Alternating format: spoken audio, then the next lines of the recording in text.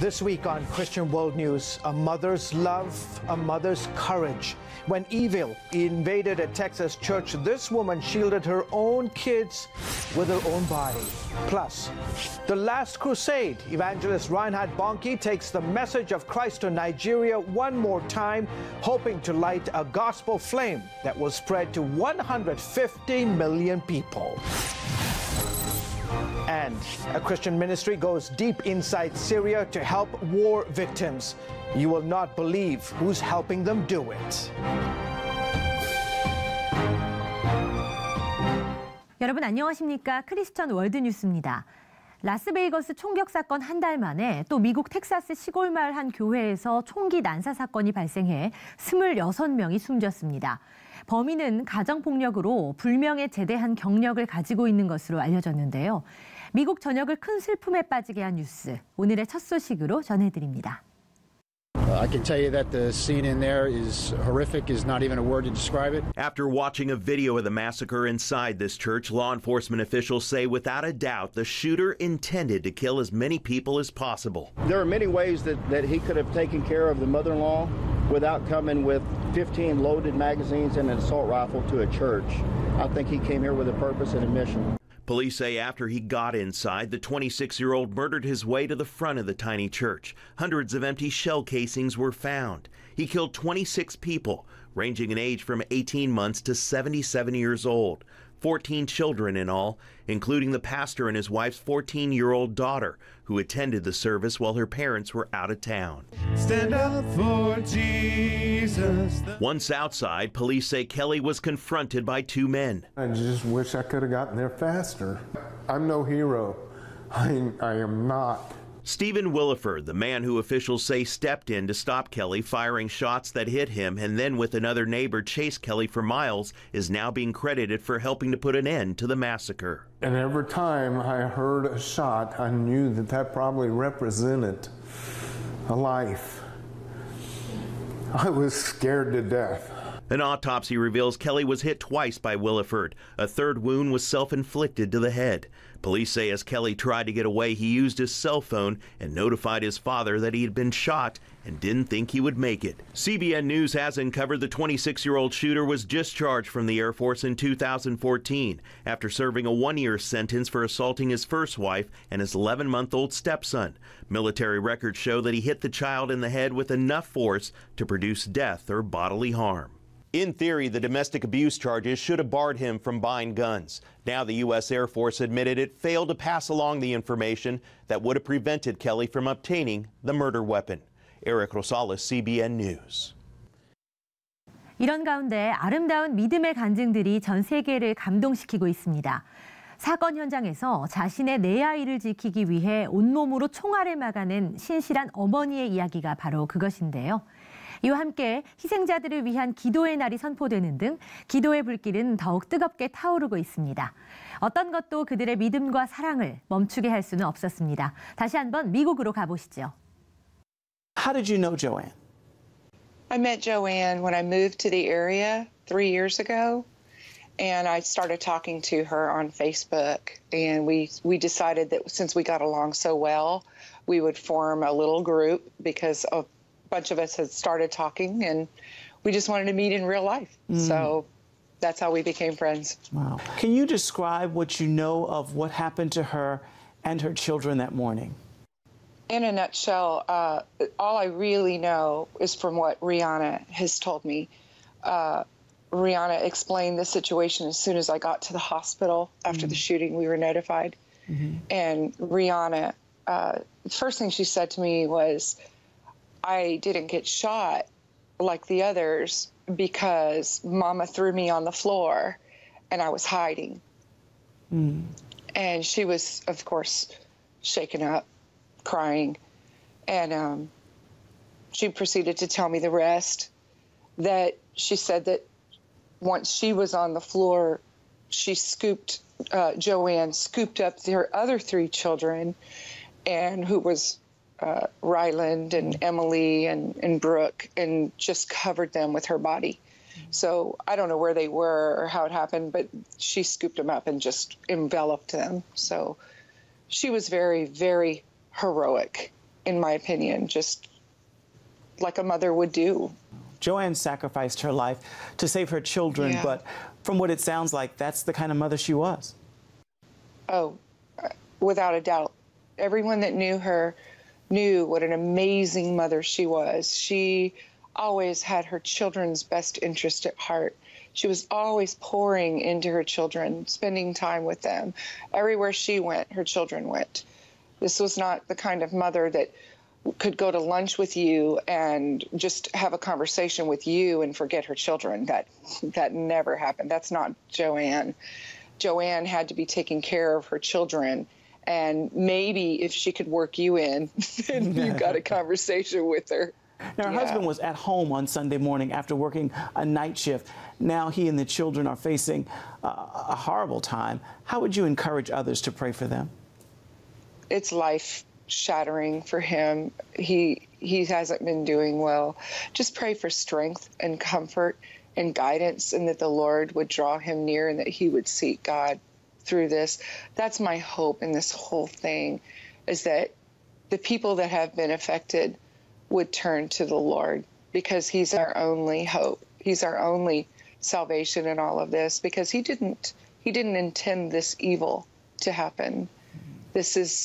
We're living in a fallen world, and it is what it is. You know, the devil entered in, and we have, greater is he that's in us than he that's in the world. And that's the thing that I want people to walk away from, is that this should draw them to their creator. This should draw them to the person that made them, because the evil is so evident that you don't want to be a part of that. Absolutely It should make you run hardcore to God. Vonda Smith, thank you so much for putting a face with the name and sharing that story. We really appreciate your time. Texas Governor Greg Abbott has declared Sunday, November 12th, a day of prayer. The church's pastor has announced that the church building will be torn down and the site will become a memorial to the victims. 아프리카의 십자군으로 불리며 수백만 명을 그리스도에게 인도한 독일의 라인하르트 본케 목사의 이야기는 우리에게 큰 도전과 감동을 줍니다. 아프리카에서 놀라운 성령의 능력으로 경이적인 역사의 도화선을 당기고 있는 본케 목사, 또 그와 함께 하시는 살아계신 하나님의 이야기, 나이지리아에서 전해온 소식입니다. After a remarkable 50 years of preaching the gospel throughout Africa, Christ for All Nations' Reinhard Bonnke has high expectations that his farewell crusade will have a major impact on the nation of Nigeria. Over the next 5 nights, massive crowds are expected to flock to come and hear this well-respected German evangelist take to the stage and preach the gospel for the final time. We plug into Jesus Christ. And he is alive in our midst. And he will find you wherever you are. Nobody is forgotten. After his message, thousands poured forward to accept Christ, and many also received prayer for healing from evangelist Daniel Kalenda, who has taken over the leadership of Christ for All Nations. So what's changed since Bonnke's last crusade here in Lagos 17 years ago? But what about the spiritual hunger of the nation? In 2000, 3.5 million responded to Christ. Speaking to these people in the crowd, it certainly seems that that hunger for the gospel is still evident today. I experienced more than encounter. The Holy Spirit moved in a tremendous way, and me myself, I have so much testimony to give, heart pains, and my left ear is blocked, but everything opened here after the prayer of the servant of God here. Jesus is Lord forever. I'm here to receive the anointing of God. I came to have an encounter with God. There are not many meetings that you come and feel the presence of God. There are meetings where you go, you feel the raw presence of God. So I've come once again to get, to receive from God as much as I can. He said one thing: anyone who is longing and desiring His anointing should come and believe God, and God will pass it over to them. So with faith, I said, you know what, I'll come. So as this marks the end of an era for Ponke's preaching ministry, the question remains, will this final campaign reach its expectations? Peter Wooding reporting for the Global News Alliance, Lagos, Nigeria. 슈퍼 태풍이 베트남 연안 지역을 강타해 100여 명이 사망하고 수천 명이 집을 잃었습니다. CBN 인도주의 단체가 홍수 피해자들에게 식량과 물 등을 제공하며 재활에 앞장서고 있습니다. 공개적으로 복음을 전할 수 없는 베트남에서 그리스도의 사랑을 나눌 수 있는 좋은 기회가 되고 있다고 하는데요. 베트남으로 가보시죠. Tropical storm Damri, the strongest to hit Vietnam in 16 years, devastated the country's south and central provinces. Da Nang was also affected. It's the host city of this year's Asia-Pacific Economic Cooperation, APEC summit. The storm left at least 106 people dead and thousands homeless. Many areas were flooded because of heavy rains, isolating many villages. Residents trapped in their flooded homes were relieved that CBN Humanitarian in Vietnam was quick to give them food and water supply. CBN Vietnam Disaster Relief Coordinator Chow Liu says team members rowed boats to bring food and water to the people. She says villagers were very thankful because it was the first time that anyone had come to help them. This is how high the waters reach this government office and most of the houses here in this area. And it's only after 4 days of flooding that the flood waters have finally receded. And so today it's cleaning time.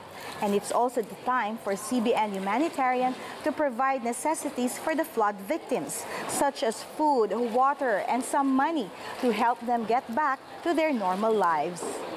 Chow Liu says it is also an opportunity to share the love of Christ to the people who are mostly poor farmers. She says because Vietnam is a communist country, it is not allowed to openly share the gospel to the people. But I tell them I help you because I love Christ, and Christ sends me to you because He loves you. Lucille Talusan, CBN News, Da Nang, Vietnam. 이스라엘이 수십 년에 걸친 숙적 시리아의 부상자와 어린이 환자들을 치료해주고 마을 주민들에게 생필품 등 보급품을 지원하는 아름다운 선행을 이어가고 있습니다. 기독교인들을 괴물로 여기며 큰 반감을 가졌던 무슬림들에게 큰 감동을 전하고 있다고 하는데요. 이스라엘에서 전해온 소식 함께 만나보시죠. The story begins here on the Golan Heights in the dead of night. Israeli soldiers inside Syria providing hope in the form of life-saving medical supplies for Syrians caught in a long and bloody civil war. Their partner? A Christian aid group called Frontier Alliance International, or FAI. We support the state of Israel and we love the Jewish people. So to be able to engage the Syrian crisis through the Israeli border in cooperation with the Israeli army is a huge privilege for us as an organization. On this night, Dr. Sally Parsons and trauma nurse Debbie Dennison returned from a 7-week tour of duty in a Syrian village. This was a long trip too. Yeah. It was very good though, very good. Lots of trauma coming in, brought in another head injury. Parsons and Dennison served in this makeshift hospital. Why did you go in? Because the Lord calls us into all the world, to all the nations. But I specifically felt God told me this was what I was supposed to be doing. Parsons, a surgeon for 30 years, faced procedures she never did before. When the team didn't know what to do, they turned to prayer and even YouTube. How many incisions? 3? How many compartments? Well, it is in the, you got me. I think it's probably 2, but cutting the skin. Okay, so they're just going lateral. And then we downloaded a YouTube for a cesarean section, and we did that, and I prayed a lot more than I read. During her career, Parsons had never performed a C-section. In Syria, she did 6. And I have to tell you, when I delivered that first little baby, I could just feel his hands on my hands. It's what sustained us, to be able to see new life in the midst of such horrific war was just a blessing beyond belief. Dennison found a hidden beauty beneath the veil of the Syrian women. In the women's exam room, they would take off that burqa and they would reveal their faces.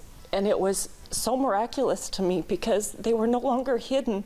But the beauty of these people would come out, these women, and it was no longer someone without a personality, but it was a woman with a life, and it was a woman with her children.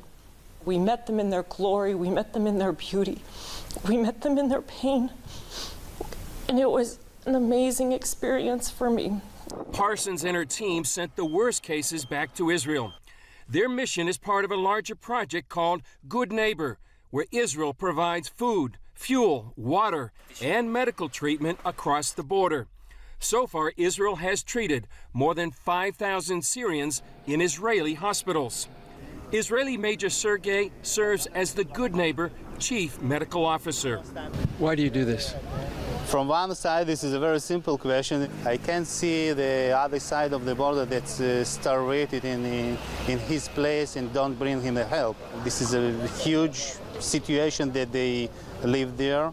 And this is my point. This is my opportunity to bring them help where they need this. I'm very proud to do this. I don't know of another military in the world who would prioritize affectionate engagement with their enemy to build a good neighborhood. What the IDF has done over the last 5 or 6 years since the revolution started has said, hey, let's put politics to the side and let's seek to build a good neighborhood by being good neighbors. I'm very proud to be in this point. I must to tell thank you for the FIA organization about that they bring the high professional medical staff to help to the Syrian side. This is not as simple, and I am, especially as an Israeli officer, I'm very proud to be in this situation. Most of the wounded come here to Nahariya Hospital in Israel. We dressed up in gown and gloves to sit down with these Syrian men who received not only a physical healing, but a transformation of the heart. We concealed their identity for their own protection. Once I arrived in Israel, my point of view of the Israeli people changed completely. I was told that Israel is the bad guy, that Israel is the enemy. Now I know that it's just the opposite. I thank God I arrived in Israel in time, because if I had not come here, I wouldn't be alive. The team changed this Syrian's view about Christians. Before, I thought that Christians were bad people, but I found out that they are good people, and they helped me. During the mission, they faced barrel bombs like this one and took shelter some 60 times. They even faced this Russian MiG. I considered that I could lose my life there, but I considered that if he called me there, he was going to sustain me through that, and that everything was going to be fine. You had to count the cost.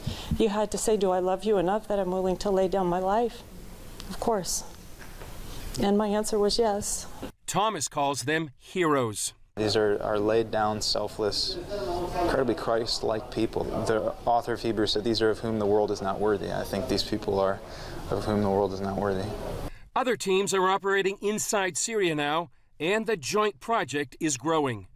Thomas says Christians can help. First of all, pray, make intercession.